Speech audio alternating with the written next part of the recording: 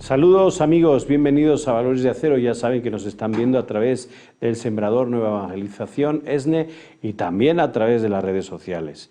Esta es una ventana abierta para que platiquemos juntos con un invitado sobre un tema candente, un tema especial.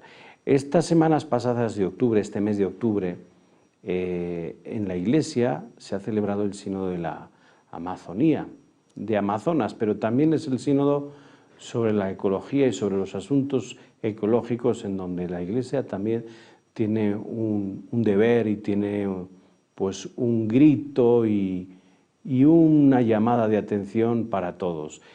Hoy vamos a compartir este diálogo y esta ventana abierta con un invitado que pues es amigo de esta casa, Miguel Ángel Bichique. Bienvenido, comunicador. ¿Cómo estás? Un gusto saludarlo. Muy bien, gracias a Dios, Fray. Después de la celebración de este sínodo, de este tratar sobre asuntos de ecología a la Iglesia, ¿a ti qué te ha parecido? ¿Qué efecto de comunicación está teniendo la Iglesia sobre la ecología en el mundo? Bueno, a mí me parece que el sínodo es otra llamada de atención del Papa Francisco, continuación de la encíclica Laudato Si, sobre el cuidado de la casa común. Y me parece que uno de los grandes debates contemporáneos en la posmodernidad es el tema del medio ambiente, la ecología y particularmente el cambio climático. Hay quienes niegan el cambio climático, incluso premios Nobel, gobernantes, algunos con mucho poder, pero lo que es innegable es la necesidad de una reconciliación del hombre con el medio ambiente, con la naturaleza. Yo recuerdo un discurso del Papa Juan Pablo II, paz descanse, en México, donde hablaba de la reconciliación del hombre con Dios, la reconciliación del hombre consigo mismo, la reconciliación del hombre con los demás y la reconciliación del hombre con la naturaleza. Y yo creo que esta llamada, esta nueva llamada, pone el dedo en la llaga en el sentido de que el bien común implica la reconciliación del hombre con la naturaleza, pero también la reconciliación del hombre con el otro. La Iglesia está diciendo tenemos que reconocer la identidad de los indígenas, tenemos que respetar sus formas de organización, tenemos que dialogar con ellos y tenemos que realizar una nueva mirada de encuentro con los indígenas, con sus costumbres y también con una visión inclusiva, no del sentido del éxito, del sentido del progreso, como se entiende en algunas comunidades, sino con un sentido de bien común inclusivo para todos, donde todos podamos tener las condiciones de desarrollo y no prevalezca la cultura del descarte, que el Papa menciona frecuentemente, la cultura de la exclusión y la cultura del consumo, que avasalla esa idea de entre más tengo, más soy, o tengo para que me incluyan, o tengo para representar estatus social, este tipo de cosas. Entonces a mí me parece que es una llamada a la preservación del medio ambiente, pero es mucho más. Hay quienes pueden decir, bueno, yo no vivo en esa zona, ¿no?, de América del Sur. Exactamente. Yo no vivo en esos 9 países que abarca esta zona. Bueno, tú no vives ahí, pero lo que se dice, lo que dice la Iglesia, la reflexión, es una reflexión para los que viven ahí, para los que no vivimos ahí. Es una reflexión pluriétnica, plurireligiosa, pluricultural, que a todos nos interpela y que nos llama de alguna manera a sumar esfuerzos en torno a la casa común, como refiere el Papa, ¿no? Y la Iglesia, bueno, la Iglesia no es nueva en estos temas. Yo sostengo que tal vez uno de los primeros ecologistas fue San Francisco de Asís con el Cántico a las Criaturas, ¿no? O sea, con esa inclusión de la fauna, de la flora, pero sobre todo el sentido del otro como parte de esta casa común. En el briefing del 10, el briefing es la rueda de prensa que tienen después de las aulas sinodales en el Vaticano, del día 10, día de Santo Tomás de Villanueva. Ese día lo presidía el cardenal Carlos Aguiar. Había un Agustino Recoleto, Monseñor Joaquín Pertíñez Fernández, obispo de Río Branco, en la región también dentro de Amazonas, pero don Carlos Aguiar hablaba muy bien de que este no es un problema local. No. Lo que estamos tratando en Amazonas también es un problema global. Y en los países en todos los países en México y en los países donde nos ven, Centroamérica, Norteamérica, estamos conscientes del problema del cambio climático que estamos viviendo ya en estos días, o realmente tú crees que se habla del medio ambiente y de la ecología por moda, porque toca ahora? No, yo creo que si fuera una moda, habría quizá menos preocupación porque la naturaleza tendría un tiempo de recuperación de alguna manera, ¿verdad? No, yo creo que el cambio global, el efecto invernadero, para mí es innegable. Los cambios del clima son innegables. Ya las 4 estaciones del año en Europa, en Asia, en América, ya no responden a los mismos periodos que respondían con anterioridad. Y hoy vemos una serie de efectos claros. Vemos el deshielo en los polos, vemos cómo aumenta el nivel del mar, vemos cómo el calentamiento cada día es mayor. Y también vemos una serie de irresponsabilidad por parte de algunos mandatarios, ¿no? Algunos que no han firmado el Acuerdo de París o que no siguen los protocolos de Kioto o que no muestran una responsabilidad compartida, ¿no? Vemos algunos mandatarios de cualquier signo político, ¿eh? Esto no se refiere a unos y excluye a otros.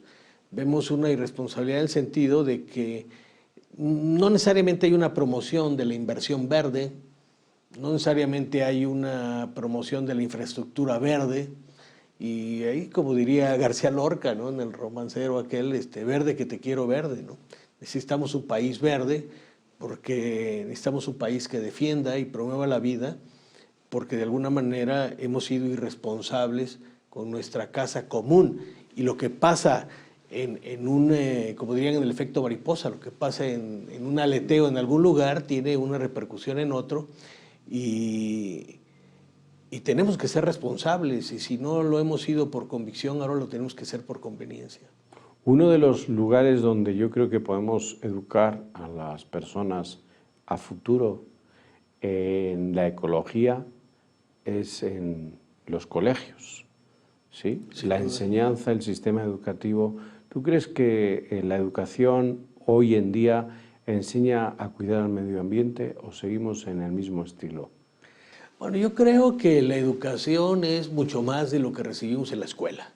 Ajá. La educación viene de lo que nos enseñan nuestros padres, se confirma en la escuela y se comprueba en la sociedad de alguna manera, ¿no? Yo soy un crítico de los sistemas curriculares, de las enseñanzas oficiales y oficiosas, porque me parece que hay muchos descuidos. Hay descuidos no solamente en términos de ecología y medio ambiente, hay descuidos en el plano cívico, donde se ha reducido el civismo a tirar la basura en su lugar y no un amor a una responsabilidad cívica de apropiación del ciudadano. Hay grandes lagunas respecto a la cultura, al arte, a la promoción humanista, ¿no? Y de alguna manera hay un sentido de competencia y no necesariamente de solidaridad, no de construir en común. Entonces, yo creo que hay grandes huecos en la cultura ecológica. Ahora, yo también creo que, como todo, la ecología, siendo una responsabilidad compartida, no tiene que absolutizarse. Es parte de un deber, de una responsabilidad en común, pero forma parte de otras muchas cosas. O sea, tiene que ver con los procesos de producción, tiene que ver con los procesos de convivencia y tiene que ver también, desgraciadamente, afortunadamente, con los usos ideológicos, partidistas y políticos, que de alguna manera a veces pues desvirtúan el fondo de lo que sería un sano ecologismo, una sana lucha ecológica, ¿no? O sea, no eres un ecologista y eres irresponsable en otros planos, ¿no? La ecología tiene que ser parte de una propuesta inclusiva y de construcción de casa común, ¿no? En todas estas propuestas que van saliendo del sínodo, hubo un documento antes un instrumentum laboris, un instrumento de trabajo. En todo esto se va realzando sobre todo la custodia de la casa común. Nosotros somos los custodios de la casa común, una expresión que lanza el Papa Francisco con Laudato Si y que pues se recoge dentro del instrumento laboris, que también incluso en el aula sinodal va sonando, ¿no? En este custodiar la casa común, ¿qué plan tienen o qué influencia tienen los medios de comunicación como tal? Bueno, yo creo que los medios de comunicación son muchas cosas a la vez, ¿verdad? Son como una mano que tiene muchos dedos, ¿verdad? Ajá. Entonces, los medios de comunicación son muchas veces expresiones de grupos de poder o grupos de poder, son empresas y como tales buscan la utilidad, son testigos de la realidad, son medios de influencia, son gestores sociales, en fin. Y yo creo que los medios tienen una responsabilidad social más allá de la que han reconocido. Porque los medios, algunos dicen, somos medios. No solamente son medios, son instituciones de la sociedad que comparten un tiempo y un espacio y que comparten un origen y un destino con la sociedad.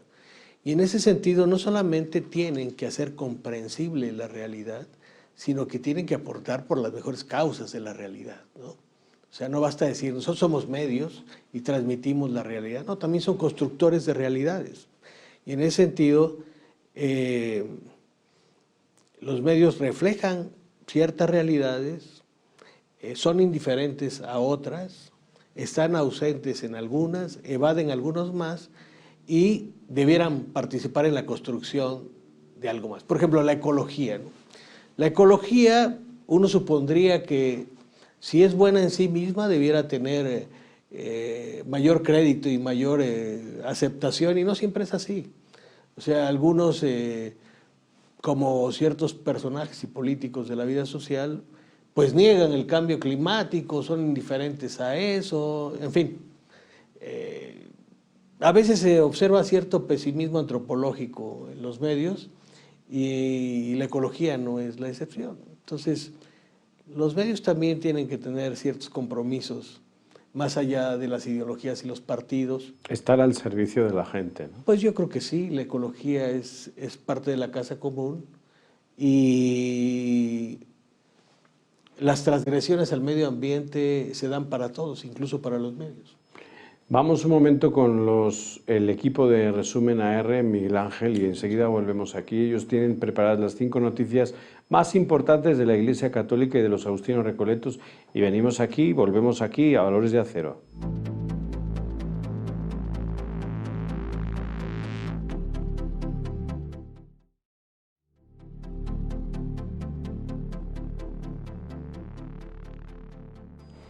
Muchísimas gracias al equipo de Resumen AR por esas 5 noticias más importantes de la Iglesia Católica y de los Agustinos Recoletos. Estamos en Valores de Acero, esto es El Sembrador, Nueva Evangelización, ESNE TV.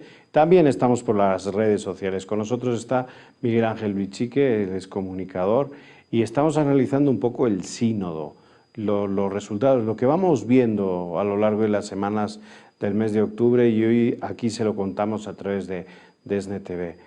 Estamos hablando de la ecología, la importancia de la ecología también, de crear esta conciencia del cuidado del medio ambiente en los medios de comunicación. Claro. Ahí nos quedamos.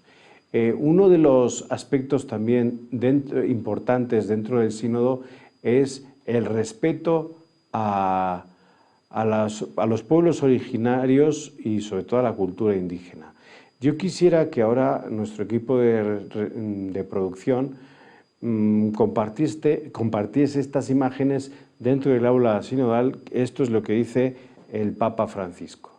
Ayer me dio mucha pena escuchar aquí dentro un comentario burlón sobre ese señor piadoso que llevó las ofrendas con plumas en la cabeza. Decime, ¿qué diferencia hay entre llevar plumas en la cabeza y el tricornio que usan algunos oficiales de nuestro dicasterio. Miguel Ángel, ¿qué te parece esta declaración de un papa en un aula sinodal? A mí me parece que es una declaración extraordinaria, no solamente en el sentido de que es inusual, sino en el sentido de que llama la atención al reconocimiento del otro en su realidad, en su cultura, y de alguna manera constituye una llamada de atención para muchos sectores de la Iglesia, en particular para sectores que no tienen un reconocimiento de las comunidades indígenas, pero no solamente de ellos, habría que hablar de los desplazados, de los migrantes, de estas realidades donde el otro tiene que ser reconocido en su realidad, más allá de las burocracias, los escritorios, y me parece que va a dar mucho que hablar en el sentido de que la Iglesia es universal realmente, ¿no? Incluye a todos desde su tiempo, su espacio, sus realidades, y de alguna manera la evangelización tiene que reconocer la realidad del otro, ¿no? En la propuesta, ¿no? En la palabra, en el diálogo, en la búsqueda del conocimiento, en llevar a Dios, pero reconociendo la realidad del otro, ¿no?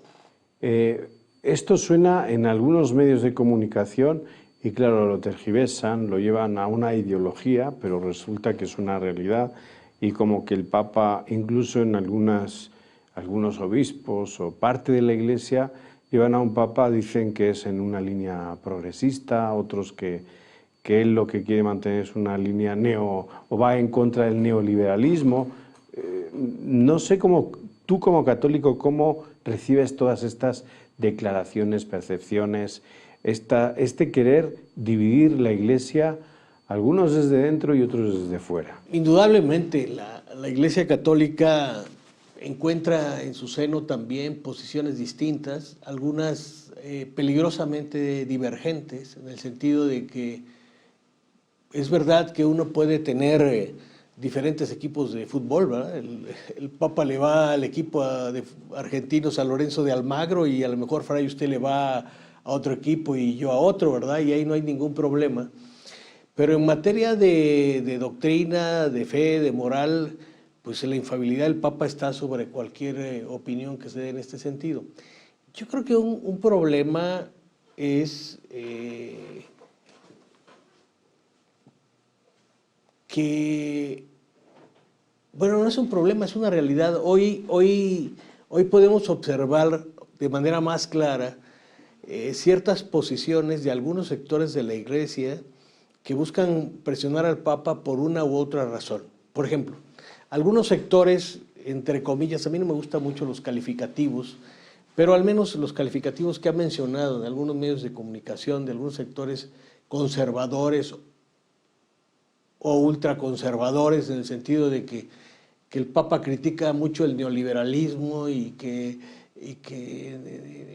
condena la pena de muerte y que se dialoga con autoridades comunistas, y es el caso de algunos sectores norteamericanos y el caso de algunos obispos alemanes, ¿no? Que buscan replantear algunas cuestiones doctrinales y están presionando para ello.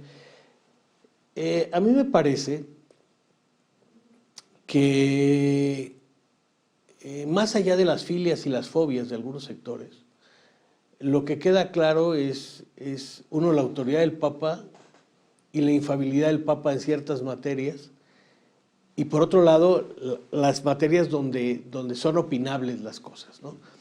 Pero también queda claro que hay presiones ideológicas de distintos factores, ¿no? Que buscan que el Papa vaya hacia uno o hacia otro lado. Las críticas A mí me parece que es un acierto la crítica del Papa al neoliberalismo. Lo ha hecho desde su conocimiento de latinoamericano, ¿no? Su propia vivencia. Claro, bueno, él es argentino y como tal ha vivido, sabe lo que es la explotación de los más fuertes sobre los más débiles, ¿no? Y sabe también la realidad de pobreza y desigualdad que hay en gran parte del continente. Pero también el Papa es un hombre de visión universal y conoce las necesidades de la Iglesia. Y él ha dicho, bueno, yo rezo porque no haya un cisma, pero no tengo miedo. O sea, tenemos un Papa valiente, tenemos un Papa dialogante y tenemos actitudes de algunos miembros de la Iglesia que quieren tomar el lugar del Papa de alguna manera y que rebasa sus competencias y atribuciones eclesiásticas, y que creo que las críticas en público no colaboran a la construcción de la unidad, y es un asunto de conciencia que deberían ponderar porque pues no aportan a la unidad de la Iglesia, que en estos momentos es fundamental, ¿verdad? No por nada decía el Papa desde su elección, recen por mí, ¿verdad? Hay que rezar Y por el pidió Papa, la ¿verdad? bendición del pueblo de Dios Claro, hacia él, claro. hacia el ejercicio De su ministerio, claro. sí, el ministerio petrino, como obispo de Roma además. Claro. Estamos también en un sínodo en donde se dice mucho, y se está diciendo mucho en todas las iglesias y conferencias episcopales, es caminar juntos. Es decir, el caminar juntos, la sinodalidad, es esto, caminar juntos. Vamos a caminar juntos en el tema contra todo lo que es la pederastia, ¿no? A favor de la prevención y protección, para crear ambientes seguros en las iglesias, en las parroquias. Vamos a caminar juntos en una misma dirección para dar a la creación el tiempo necesario y respetar sus tiempos y estaciones. Caminar juntos. Dentro de este caminar juntos, dice el Papa, nada de estrategias. Claro. Vamos a escuchar y vamos a, entre todos, ver qué soluciones y qué líneas, sí, pero no estratégicas, sino experienciales. Él apuesta mucho por un sínodo en donde preside el Espíritu Santo. No falta un poquito en todas estas declaraciones y en todas estas personas que hacen declaraciones ambiguas, un poquito más de Espíritu Santo, más de caminar juntos, en un tiempo en donde la Iglesia tiene una voz que aún, gracias a Dios, no se ha apagado, porque escucha el clamor de la tierra y de los pobres. Sí, sí, indudablemente. Yo mencionaré 3 aspectos para mí fundamentales. Primero, el reconocimiento de la intervención del Espíritu Santo a través del Papa, ¿no? Que es un asunto que uno esperaría de una manera más clara, en particular por los miembros destacados de un sector importante de la jerarquía eclesiástica.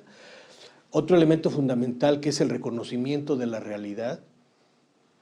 Una cosa es que Bolsonaro diga que se está sobreestimando la Amazonia, y otra cosa es que la verdad no sea lo que se dice. La verdad es que hay incendios, la verdad es que hay explotación, la verdad es que los ricos cada vez son más ricos, los pobres son cada día más pobres. No se cuidan los océanos y los mares. Que hay una gran irresponsabilidad por un sentido del dinero a cualquier precio, en fin. Y otra cosa además es que la verdad incomoda a unos a otros. O sea, pero la verdad es lo que es. O sea, si el Papa critica el neoliberalismo, incomoda a algunos. Si da muestras de misericordia y ayudas por otros que han sido poco reconocidos o que en sus realidades necesitan un cuidado particular, y la misericordia va sobre ciertas costumbres o consideraciones, se encuentra con mentalidades muy rígidas, ¿no? Y si el Papa habla de que no solamente hay que ver los pecados del cinturón para abajo, sino del cinturón para arriba, ¿verdad? Que además eso es, la historia de la Iglesia está muy claro, ¿no? Desde la soberbia hasta otro tipo de manifestaciones, el orgullo, el amor propio, el en fin. poder, el famoso poder. Claro, y a final de cuentas es la realidad del hombre, pero yo creo que El Papa en el sínodo se está refiriendo a la realidad del hombre y está tomando el tiempo y el lugar como una realidad que sirve de ejemplo para los que viven ahí, para los que estamos lejanos de esa tierra, pero no de esa problemática y de esa responsabilidad. Porque aquí hay inundaciones, en el norte tienen tornados, cuando hay mucho frío vienen olas de estas de frío polar que bloquean un aeropuerto, por muy number one que sea Claro. Estados Unidos, que podrá ser, pero contra la naturaleza no hay nada. Y eso es lo que yo creo que quiere el Papa que sepamos. No, y quiere que nos llame la atención sobre el verdadero sentido de la riqueza, ¿no? La riqueza no es un conjunto de lingotes de oro ni un puñado de billetes. La riqueza es un sentido de vida en común, ¿no? De convivencia, de fraternidad, de cuidado de casa común para todos, ¿no? No solamente para algunos. Y eso incomoda, y bueno, el Papa tiene que decirlo. Y yo creo que de alguna manera es lo que se espera, que la Iglesia diga las cosas, denuncie, hable en voz alta, y el Papa lo ha dicho, o sea... Y cumpla su función. Y cumpla su función y haya lío, pero haya un lío en torno a la justicia y en torno a la construcción del bien común, ¿no? No haya lío en torno a la profundidad de las desigualdades y las injusticias entre los hombres, ¿verdad? Así es, pues muchas gracias, Miguel Ángel. Ha sido un gusto, como siempre, Fred. Igualmente, siempre es bueno compartir esto con un comunicador. Nada más despedirnos, informarles que en este sínodo sobre pues, la Amazonía, participaron 5 obispos agustinos recoletos, a los cuales saludamos desde aquí. También informarles que pues, dentro de poco saldrán todas las conclusiones de este encuentro a través de un documento que no es para leerlo o criticarlo, sino es para pues, que sea como una línea de vida para cuidar, ser custodios de la creación, porque si nos cuidamos a nosotros mismos, tenemos la sensibilidad también de cuidar al otro y lo que hay alrededor. No nos olvidemos que somos parte de esta creación, nosotros nos tenemos que cuidar para cuidar al que está a nuestro lado y cuidar lo que hay a nuestro alrededor. Que Dios les bendiga, nos vemos en el siguiente programa. Hasta la próxima.